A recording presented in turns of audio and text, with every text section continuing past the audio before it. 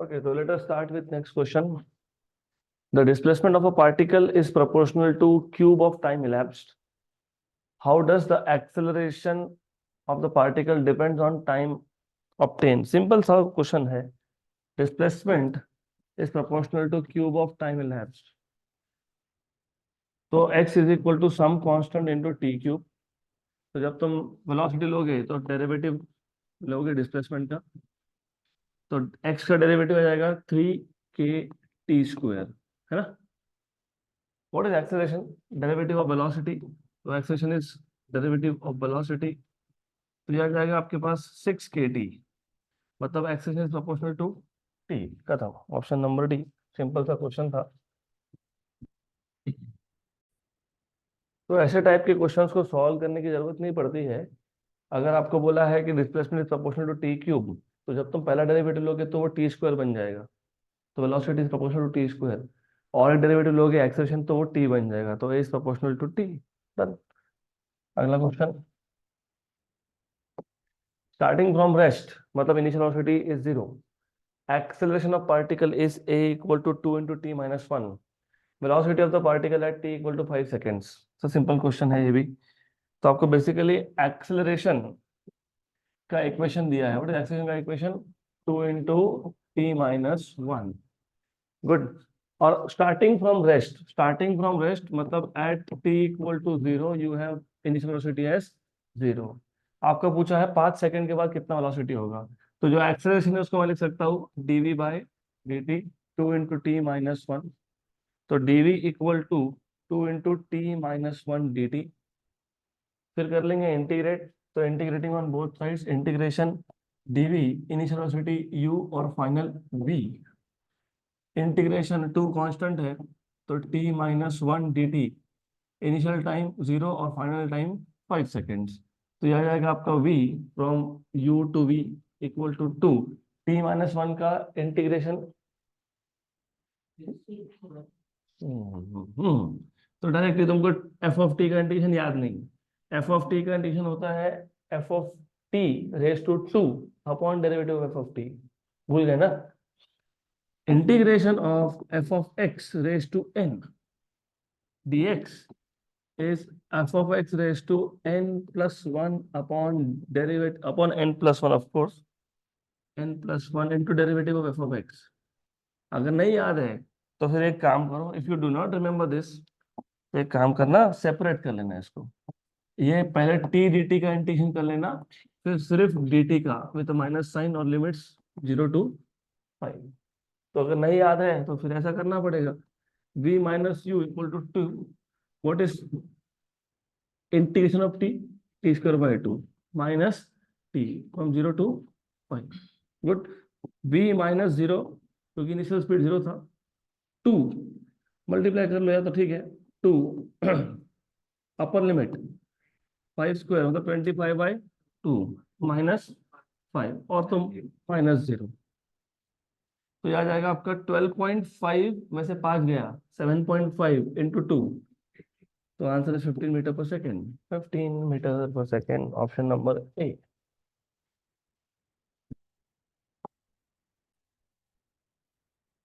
चलो अगला question. A body is moving with uniform acceleration. Describes 40 meter in the first 5 seconds and 65 meter in next 5 seconds. Its initial velocity will be. तो एक body है which is moving with uniform acceleration. पहले 5 second में 40 metre distance cover किया, अगले 5 second में 65 metre distance cover किया.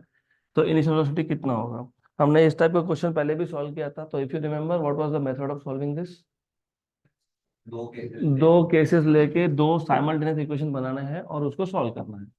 ठीक है. तो केस वन हम s equal to U T plus 1/2 AT square ही यूज करने वाले हैं in both the cases. Right. तो पहले केस में डिस्टेंस कितना कवर हुआ? 40. तो पहले केस में डिस्टेंस कवर हुआ 40. u की वैल्यू पता नहीं, पहले 5 सेकेंड में तो 5u प्लस 1/2 a 5 का स्क्वायर. तो 40 इक्वल टू 5 कॉमन निकाल लो. u प्लस 5/2 a 5 कॉमन निकल लिया ना. ओके. 1 जा एंड 8 जा, तो 8 equal to U plus 5/2 A, 2 से मल्टीप्लाई कर लेता हूँ, 16 equal to 2u plus 5a। Equation number 1। Case 2, case 2 अगले 5 सेकेंड का नहीं लेंगे हम लोग, पहले 10 सेकेंड का लेंगे। तो हम लोग क्या करने वाले हैं कि टोटल 10 सेकेंड लेंगे। तो पहले 5 सेकेंड में डिस्टेंस कितना था, 40, अगले 5 में कितना है, तो टोटल कितना हो गया 10 सेकेंड में, 105। तो total distance in first 10 second is 105 equal to U T, मतलब 10u plus half A T square. Okay, तो यह आ जाएगा आपको 105 equal to 10u plus 100/2 is 50 of course, 50a divide by 5 कर लो, तो ये 21 हो जाएगा, ये 2u हो जाएगा और ये 10a हो जाएगा। Equation number 2। इक्वेशन 2 में से 1 को माइनस कर लो, तो इक्वेशन 2 में से मैंने 1 को सब्ट्रैक्ट कर लिया, तो 21 equal to 2u plus 10a minus 16 equal to 2u plus 5a, subtract कर लो, तो ये आ गया 5, ये हो गया 0, ये हो गया 5। तो a की वैल्यू मिल गई आपको 1, ए की value 1 metre per second square आ गई, और ये ए की वैल्यू 1 इक्वेशन नंबर 1 में या 2 में सब्स्टिट्यूट कर लो, तो put A equal to 1 in equation number 1, तो 16 इक्वल टू 2u प्लस 5। हाँ, तो ये 11 इक्वल टू 2u, तो u equal to 5.5, 5.5 metre per second should be the initial speed, option number C.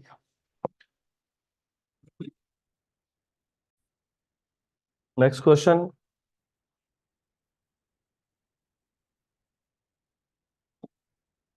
the displacement x of a particle varies with time t as x equal to a e raised to minus alpha t and b e raised to beta t, where a, b, alpha and beta are positive constants। तो a, b, beta, alpha ये positive constants है, important word है ये positive constants। The velocity of the particle will go on decreasing with time, be independent of alpha and beta, drop to 0 when alpha equal to beta, go on increasing with time। Okay, तो सबसे पहले आपको displacement दिया हुआ है, displacement x, displacement x is equal to क्या दिया हुआ है, a e raise to minus alpha t plus b e raise to beta t, ऐसा बोला हुआ है आपको। आपको पूछा है वेलोसिटी का इंफॉर्मेशन, तो पहले एक काम करो, वेलोसिटी फाइंड कर लो, डेरिवेटिव ले लेते हैं। पहले टर्म में ए कांस्टेंट था, e raise to minus alpha t का डेरिवेटिव होता है e raise to minus alpha t into derivative of minus alpha t minus alpha, plus second term का डेरिवेटिव लोगे तो बी कांस्टेंट है, e raise to beta t into derivative of beta t is beta. तो हमको जो यहाँ पे बोला है go on decreasing with time, हम वेलोसिटी के एक्सप्रेशन से ये बता ही नहीं सकते हैं कि वेलोसिटी टाइम के साथ डिक्रीज हो रहा है कि बढ़ रहा है, we can not say anything, कुछ नहीं बोल सकते। B independent of alpha and beta ये तो नहीं है, क्योंकि वेलोसिटी दिख रहा है, अल्फा और बीटा पे डिपेंड करता है। Drop to 0 when alpha equal to beta ये भी नहीं है, क्योंकि अगर मैंने यहाँ पे अल्फा और बीटा की वैल्यू सेम कर दी, alpha equal to beta substitute कर दिया, तो वेलोसिटी 0 नहीं होगा। मतलब ऐसा है कि वेलोसिटी के एक्सप्रेशन से हम लोग करेक्ट आंसर बता ही नहीं सकते। तो फिर एक काम करेंगे ना, फिर एक्सेलरेशन निकाल लेंगे। ऐसा क्यों? क्योंकि अगर एक्सेलरेशन पॉजिटिव आ गया तो वेलोसिटी इंक्रीजेज विद टाइम, अगर नेगेटिव आ गया तो डिक्रीजेज विद टाइम। तो पहले टर्म का डेरिवेटिव लोगे तो अब माइनस ए अल्फा कॉन्स्टेंट है, derivative of e raise to minus alpha t is e raise to minus alpha t into derivative of minus alpha t minus alpha, तो minus minus plus हो गया। Okay, plus b beta e raise to beta t का derivative e raise to beta t into beta t का derivative is beta, तो beta square. पहला term positive है, दूसरा term भी पॉजिटिव है, देयरफॉर एक्सेलरेशन इज पॉजिटिव, और acceleration positive होने का मतलब होता है वेलोसिटी इंक्रीजेज विद टाइम। तो option number D. Next question,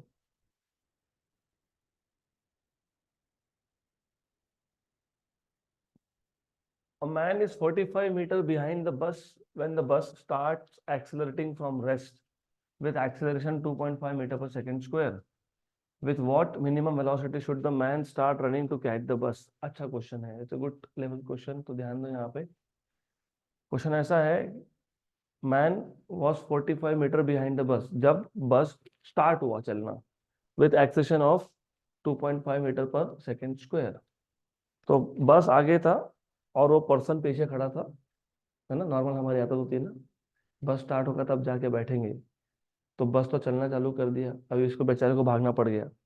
तो कम से कम कितने स्पीड से भागना चाहिए टू कैच द बस, क्योंकि इसमें तीन केसेस बनते हैं। एक, तीन मतलब दो ही लूंगा मैं। एक, अगर मिनिमम वेलोसिटी से कम वेलोसिटी पे भाग रहा है तो बस कभी पकड़ नहीं पाएगा, बस गए आगे। Good.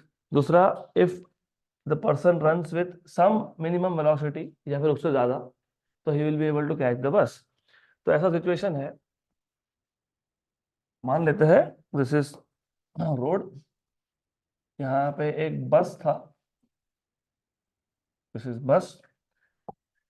Late us say a man is standing here, तो इनिशियल डिस्टेंस इज 45 मीटर, 45 बोला है ना, 45 metre. Now the bus starts running with acceleration of 2.5, और मान लेते हैं कि फाइनली इस पर्सन ने बस को पकड़ लिया। तो जब इस पर्सन ने बस को पकड़ लिया, तब बस ने कितना डिस्टेंस ट्रेवल किया है, let us say S B, distance travel by bus. तो मैन को बस पकड़ने के लिए कितना डिस्टेंस ट्रेवल करना पड़ेगा, 45 प्लस एस बी। यहाँ तक क्लियर? गुड। तो अब इसको इक्वेशन नंबर 1 बोल देता हूँ। Let us find out what is S B and what is S M. अभी एस बी ये निकाल लोगे U T plus 1/2 A T square से, initial velocity of bus, acceleration of bus. तो ये आ जाएगा आपका S B equal to, U तो जीरो था, bus was at rest initially, और ए की वैल्यू 2.5 है, तो टी स्क्वायर। गुड। तो ये हो गया इक्वेशन नंबर 2। सिमिलरली मैन ने कितना डिस्टेंस ट्रेवल किया, तो मैन, इसके लिए U M T plus half A M T square. Acceleration of man is zero, क्यों जीरो? क्या बोला है, with what minimum velocity, minimum या मैक्सिमम वेलोसिटी कांस्टेंट वेलोसिटी होती है, वेलोसिटी कांस्टेंट मतलब acceleration is zero, acceleration zero है। तो S M equal to U, इसको यू बोल देता हूँ मैं फिलहाल, चलो यू टी हो गया। Okay, equation number 3 clear? अभी ये इक्वेशन नंबर 2 और 3 इक्वेशन नंबर 1 में सब्स्टिट्यूट कर देंगे। Therefore from 1, 2 and 3, S M that is U T, okay, उसके बाद इक्वल टू 45 प्लस 2.5/2 इज 1.25, है ना, 1.25 टी स्क्वायर, बराबर? करेक्ट है यहाँ तक? हम्म? अब इसके आगे क्या करोगे, एक इक्वेशन में दो वेरिएबल है, नहीं ऐसी बात नहीं है टाइम। सबसे पहले as I just told you कि मिनिमम वेलोसिटी का मतलब क्या होता है, हाँ मतलब डेरिवेटिव इज जीरो। तो आपको ये पता होना चाहिए कि अगर मैं इसको डिफरेंशिएट करता हूँ विद टाइम, तो डेरिवेटिव होगा जीरो। तो you should differentiate this with time, इसको पहले डिफरेंशिएट कर लो विद रिस्पेक्ट टू टाइम। पहले मैं टाइम से डिवाइड कर देता हूँ, तो u equal to 45/t plus 1.25 t, क्योंकि t square by t is t. अभी ले लेता हूँ डेरिवेटिव में। So since since u is constant, u constant होने का मतलब है कि derivative of u which time t is equal to zero. तो derivative du by d t is equal to 45/t, 45 constant, 1/t का डेरिवेटिव होता है -1/t स्क्वायर, तो माइनस आ गया। और 1.25t इसका डेरिवेटिव आएगा 1.25, और ये डेरिवेटिव क्या है, जीरो है। तो जीरो इक्वल टू -45 प्लस 1.25, तो ये आ जाएगा आपका 45/t स्क्वायर इक्वल टू 1.25। सही है, बराबर है, पक्का? तो सॉल्व कर लो इसको। How much is this, 36, this is 1 जा, दिस इज 36 जा, तो तुमको टी स्क्वायर की वैल्यू 36 मिल गई, मतलब टी की वैल्यू 6 मिल गई। तो फाइनली 6 सेकंड के बाद the man will be able to catch the bus. हमको पूछा था वेलोसिटी ऑफ द मैन। तो अभी ये जो 6 है ना, 6, ये किस में सब्स्टिट्यूट करोगे to find out what is velocity? ये ये इक्वेशन नंबर 4 में। तो put t equal to 6 in equation number 4। Put t equal to 6 in equation number 4। तो यहाँ से मिल जाएगा u equal to 45/6 plus 1.25 into 6। तो how much is this? 7.5 plus 7.5, तो 15। तो man should run with minimum speed of 15 meter per second to catch the bus. Option number C.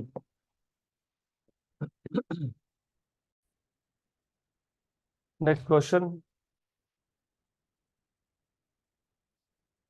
A particle moves along x-axis as x equal to 4 into t minus 2 plus a into t minus 2 square. Which of the following statement is true? The initial velocity of particle is 4. The acceleration of particle is 2a. The particle is at origin at x equal to 0, at t equal to 0, and none of this. तो basically आपको displacement का equation दिया हुआ है, x equal to 4 into T minus 2 plus A into T minus 2 का square. और आपको पूछा है which of the following is true? Initial velocity 4 है क्या? एक्सेलरेशन 2a है, particle at T equal to 0 origin पे है क्या? None of this. तो पहले तो स्टार्ट करो ऑप्शन सी से, put t equal to 0। If you put t equal to 0, as you see x की वैल्यू 0 नहीं होती। होती है क्या? नहीं। इसका मतलब ये तो नहीं हो सकता। अब बचे ऑप्शन नंबर ए और बी एंड डी। वेलोसिटी निकाल लेते हैं। वेलोसिटी निकालने के लिए डेरिवेटिव लेना पड़ेगा आपको।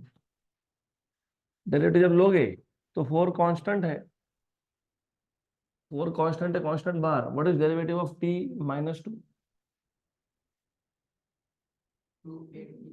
अरे derivative of t, derivative of t minus 2 पूछ रहा हूं मैं।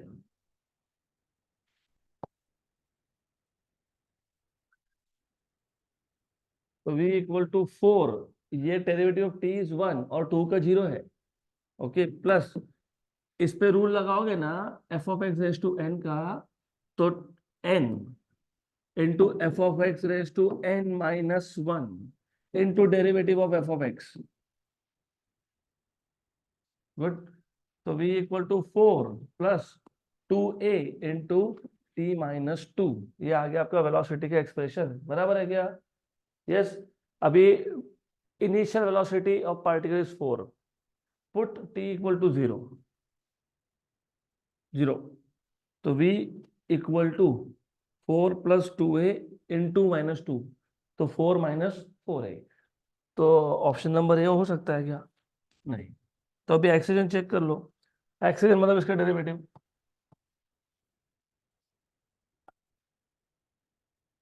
फोर का डेरिवेटिव 0, 2a कांस्टेंट है, डेरिवेटिव ऑफ t माइनस 2, ये इसका डेरिवेटिव कितना है? 1। तो a कितना हो गया? 2a। तो अभी कंफ्यूजन होगा, ये a और a कैंसिल मत कर देना, ये एक्सेलरेशन है, नहीं तो 1 इक्वल टू 2। तो acceleration is 2a। Next question. A body starting from rest moves with constant acceleration. The ratio of distance covered by the body during the 5th second to that of distance covered in 5 seconds is. Simple सा question है. A body starts from rest and moves with constant acceleration. The ratio of distance covered by the body during the 5th second. During 5th second मतलब SN का formula क्या होता है? ये u plus a by 2 into 2n minus 1 to that of distance covered in 5 second मतलब s equal to U T plus 1/2 A T square. अब एक काम करो, सबसे पहले लॉजिकली सोचो, बॉडी रेस्ट से स्टार्ट हुआ तो पहले और दूसरे दोनों फॉर्मूला में यू की वजह 0 आएगी, आएगी ना?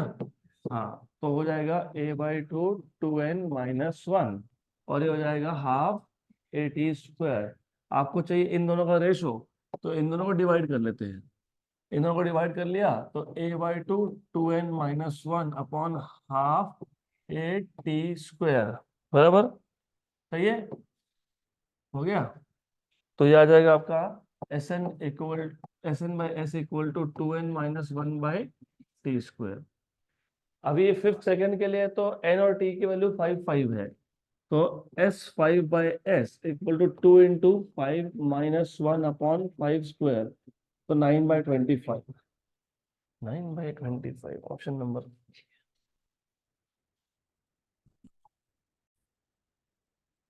Next question.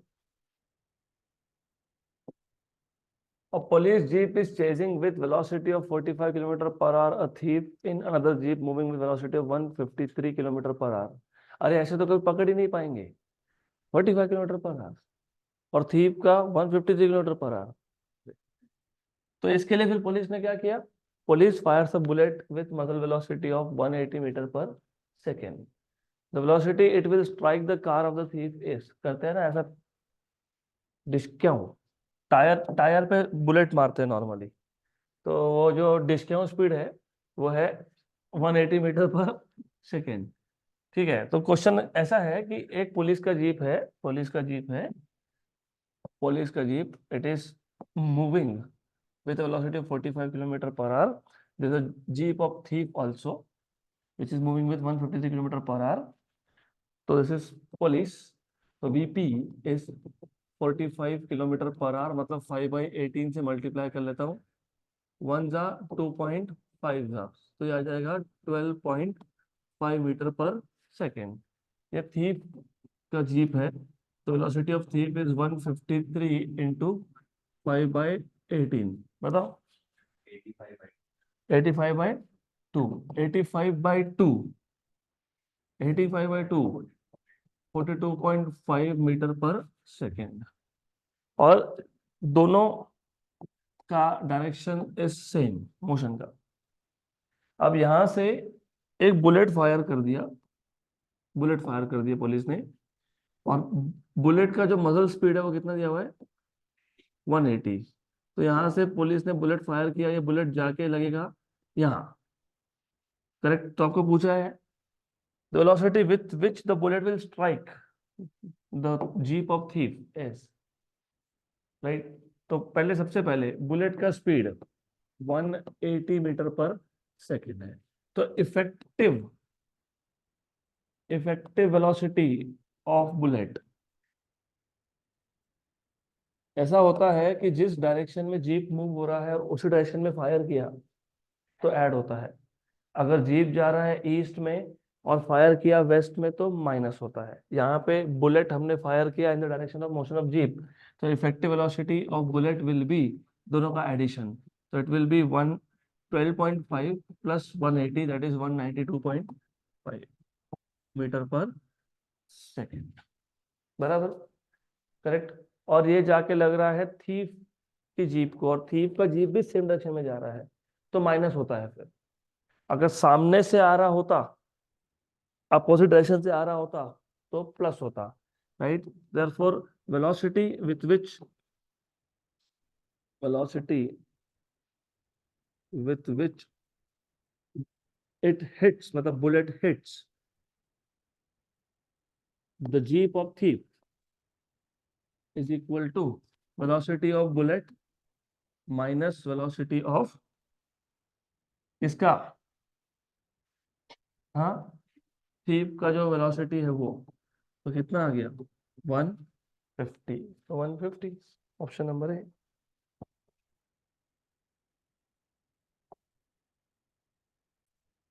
Next question. A ball is dropped on the floor from a height of 10 meter. It rebounds to a height of 2.5 meter. मतलब टप्पा खा के वापस 2.5 मीटर तक आया। If the ball is in contact with the floor for 0.01 second, the average acceleration during the contact is, very good question, अच्छा question है। तो ये फ्लोर है, there's a ball, there's a ball which basically कितने height से छोड़ा इसको 10 metre, तो 10 मीटर हाइट से इसको ड्रॉप किया, ये केस 1। ओके, फिर टप्पा खा के रीबाउंड मतलब बाउंस होने के बाद वो कितने हाइट तक गया, 2.5, तो ये 2.5। ठीक है, तो S1 की वैल्यू 10 है, S2 की वैल्यू 2.5 है। दो केसेस में डिवाइड करो सीधा। इनिशियल वेलोसिटी यहाँ पे 0 है, यहाँ पे कितना वेलोसिटी वो फाइंड कर लो। दूसरे केस में फाइनल 0 है, इनिशियल कितना है वो फाइंड कर लो। पहले केस का फाइनल दूसरे केस का इनिशियल नहीं होगा यहाँ पे। वो कब होता है, जब मोशन सेम डायरेक्शन में हो, कंटिन्यूअसली मोशन है। हमने ऐसा इमेजिन किया कि ये केस 1 वो case 2, motion continuously same direction में था, हमने इमेजिन किया था कि चलो पहले 5 सेकेंड फिर अगले 5 सेकेंड। तो उस केस में तुम बोल सकते हो कि पहले केस का फाइनल दूसरे केस का इनिशियल है। यहाँ नहीं होता। यहाँ एक तो पहली बात, डायरेक्शन उल्टा हो गया, 180 से रिवर्स हो गया। नंबर 2, जब बॉल फ्लोर पे जाएगा तो एनर्जी लॉस होगा उसका, तो is loss of energy.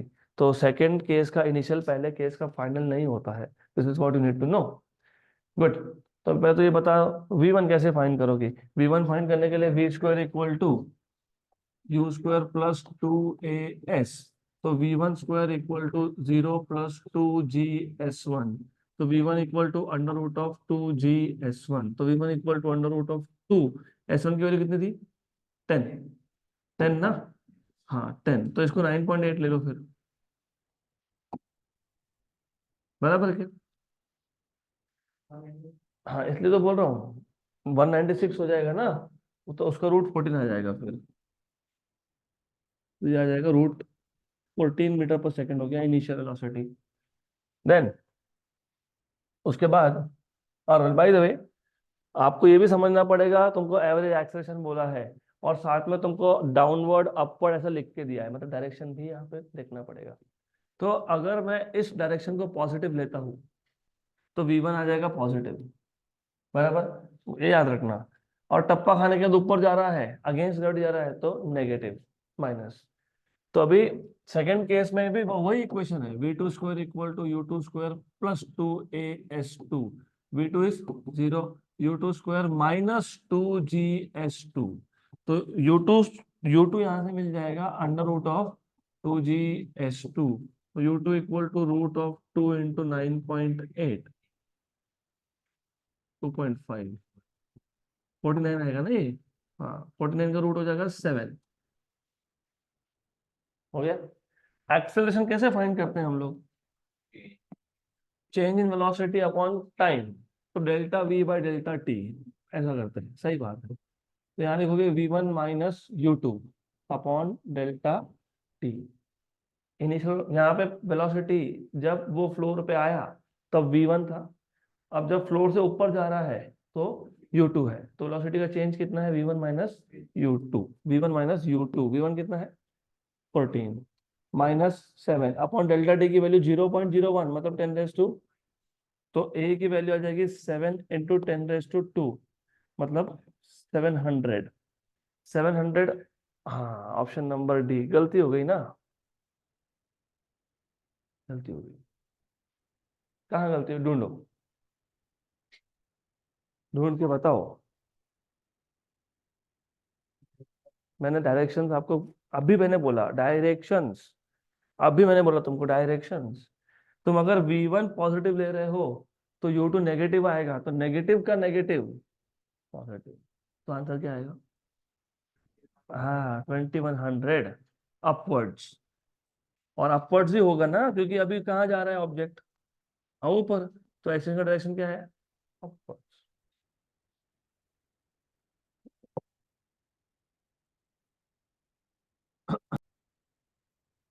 Next question.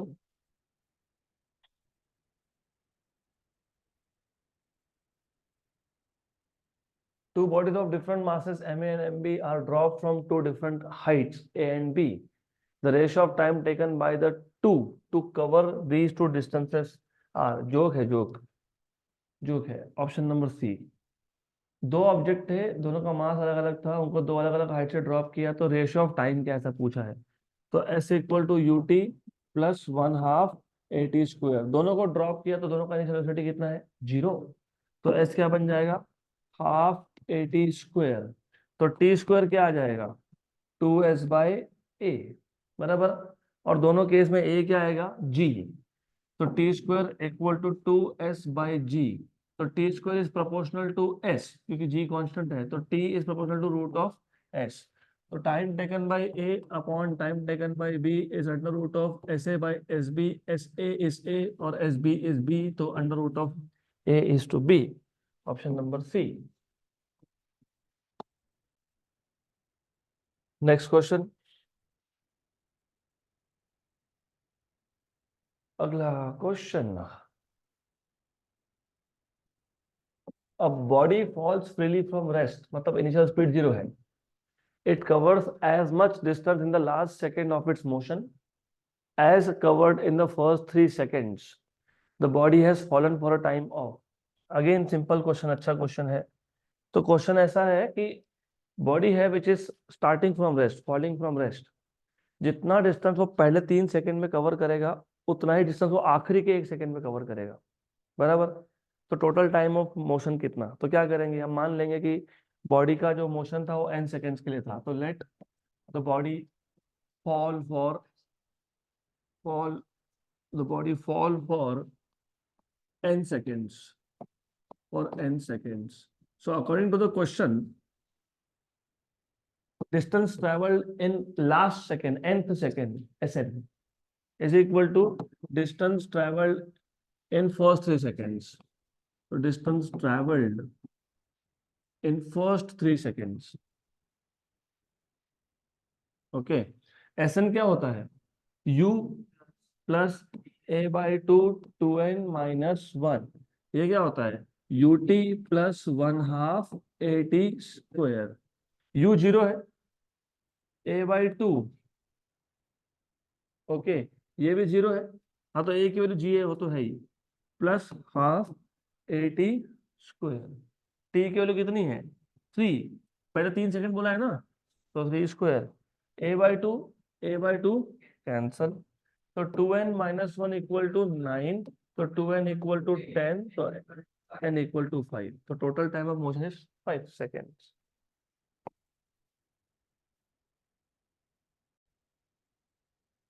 Next question, a stone is dropped into water from a bridge 44.1 metre above the water। एक स्टोन हमने ड्रॉप किया फ्रॉम अ ब्रिज, और ये ब्रिज वाटर के सरफेस से 44.1 मीटर हाइट पे था। Another stone is thrown vertically downwards 1 second letter.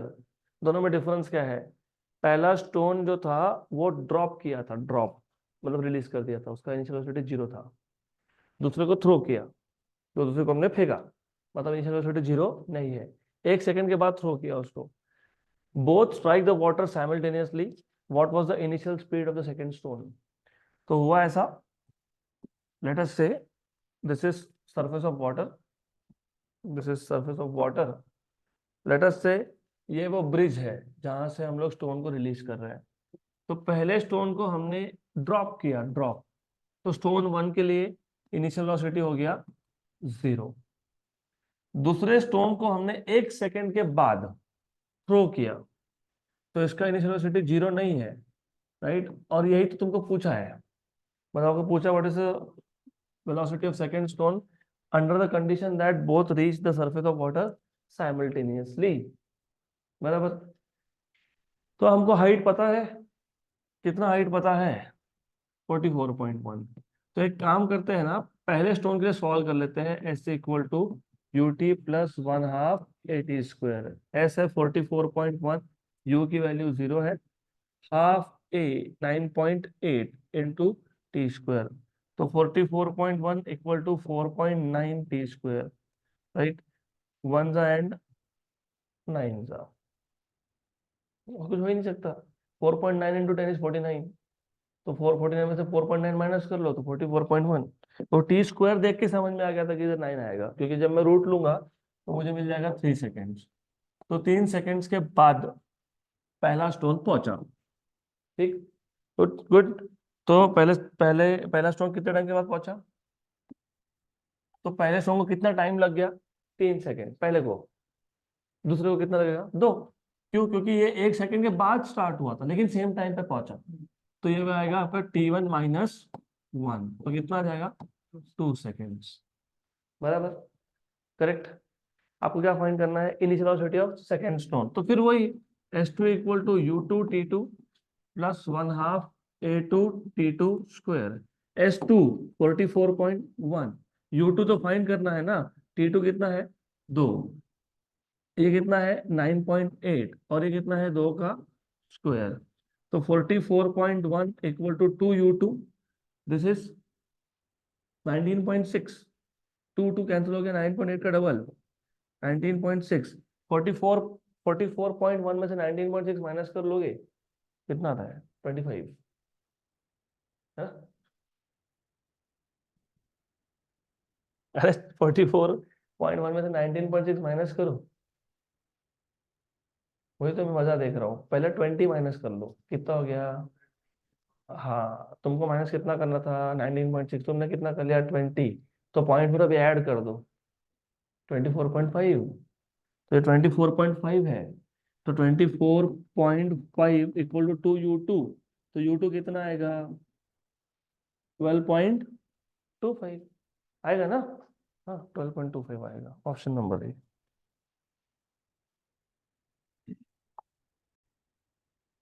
Next question, if a car covers 2/5 distance of the total distance with velocity v1, speed मतलब speed v1 है, and 3/5 of the distance with v2, then average speed of the car is। तो ऐसा question है, हमारे पास एक car थी, उसने उसने जो डिस्टेंस कितना 2/5, टोटल डिस्टेंस का 2/5, मान लेते हैं कि ये ए पॉइंट है, ये बी पॉइंट है, ए से बी का टोटल डिस्टेंस है एक्स, मान लेते हैं एक्स, इसका 2/5, इसका 2/5 S1 इक्वल टू 2s/5, ये v1 स्पीड से कवर किया, और बचा हुआ 3/5 ये v2 स्पीड से कवर किया, बराबर। और आपको एवरेज स्पीड पूछा है। यहाँ ध्यान दो, क्योंकि इस टाइप के 4 से 5 क्वेश्चन बनते हैं। एक तो तुमने पहले ही किया था 2v1 v2 upon v1 plus v2, half distance with speed v1 and half distance with speed v2।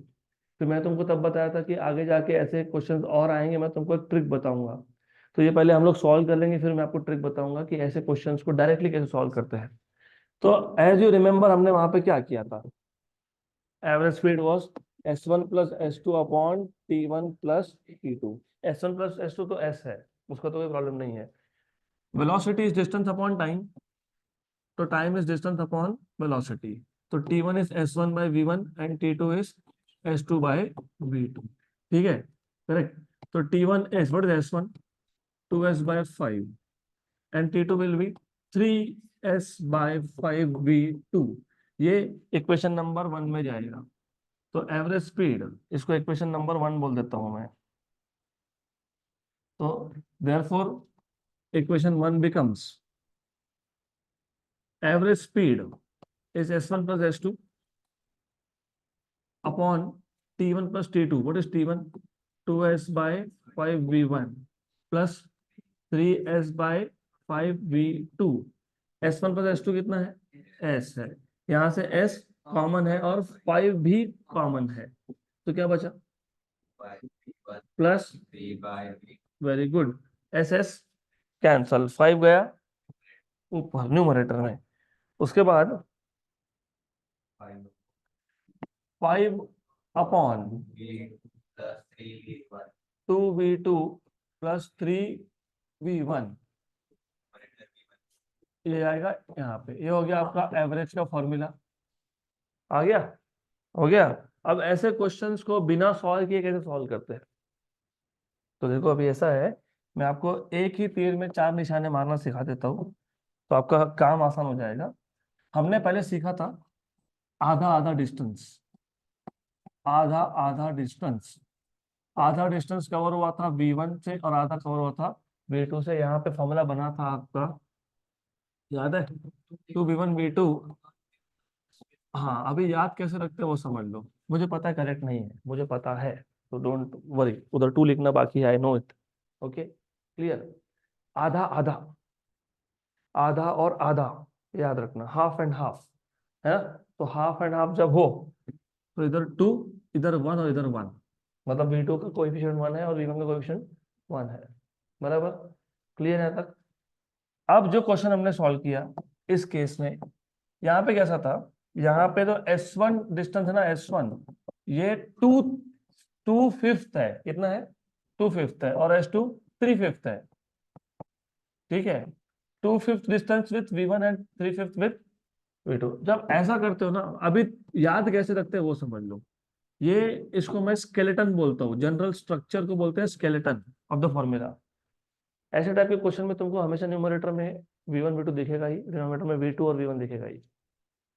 पहला पहला डिस्टेंस S1 2/5 डिस्टेंस था, बराबर, उसका स्पीड कितना था V1, और दूसरा डिस्टेंस 3/5 कितना था, कितना था, कितना था, हाँ कितना था, पक्का याद रखो कितना था। अब तुम्हारा आंसर क्या आया, पहला 2/5 था, V1 स्पीड 2/5 डिस्टेंस पे था, और V2 स्पीड, कोएफिशिएंट को उल्टा कर दो, इधर 2 लिख दो, इधर 3 लिख दो, इधर 5 हो गया। तो ऐसा होता है ट्रिक। चलो अभी आगे और देखते हैं, थोड़े से और बना लेते हैं क्वेश्चन आगे जाके ना। क्वेश्चन और है 44 number, a car moving on a straight road covers 1/3, 1/3 और 2/3, ऐसा वाला केस है, 1/3 और 2/3। तो ये याद रखना, 1/3 2/3, 1/3 मतलब S/5, S/3, और 2S/3, V1 एंड V2।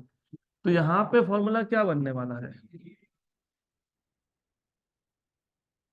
ऊपर तो 3 आएगा, 1/3 V1 के साथ था तो इधर 1 आएगा, और 2/3 तो इधर 2 आएगा, हो गया।